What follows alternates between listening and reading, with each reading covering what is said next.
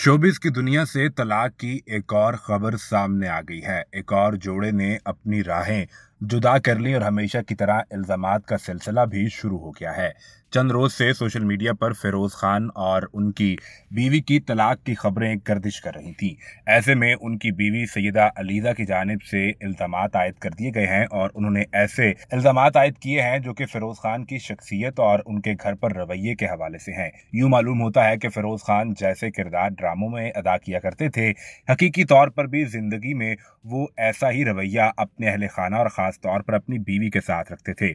Syeda ELISA की जानिब से अपनी स्टोरी में लिखा गया कि मेरी शादी के 4 साल बिल्कुल ऐसे थे कि कोई एक पल भी, कोई एक लम्हा भी सुकून का नहीं था। सिर्फ यही नहीं बल्कि मेरे साथ जिनसी तौर पर तशद्दुद भी किया जा रहा था और मुझे जिस्मानी के साथ साथ ज़हनी तौर पर भी दबाव में रखा जा रहा था। उनकी जानिब से बताया गया कि ना तो मुझे घर से बाहर निकलने की इजाज़त थी, दूसरी जानिब मेरा शौहर खुद अपने दोस्तों के सामने बैठकर ना सिर्फ मेरा मजाक उड़ाया करता बल्कि खानदान के दीगर मामलात में भी मुझे ब्लैकमेल किया जाता था। उनकी जानिब से बताया गया कि इस तमाम तर सूरत हाल के मुतल्लिक बहुत ज़्यादा सोचने और समझने के बाद मैंने ये फैसला किया कि मैं अपनी सारी ज़िंदगी ऐसे शख्स के साथ नहीं गुजार सकती जो मुझे मजाक के लिए खिलौना समझे और लोगों के सामने मेरी शख्सियत को डिग्रेड करता रहे। उनकी जानिब से कहा गया कि अपने बच्चों की सेहत और उनकी ज़िंदगी के दीगर मामलात के लिए मैंने ये अहम फैसला किया है कि मैं ऐसे शख्स के साथ ज़िंदगी नहीं गुजार सकती थी और ना ही अपने बच्चों को ये इजाज़त दे सकती थी कि वो ऐसे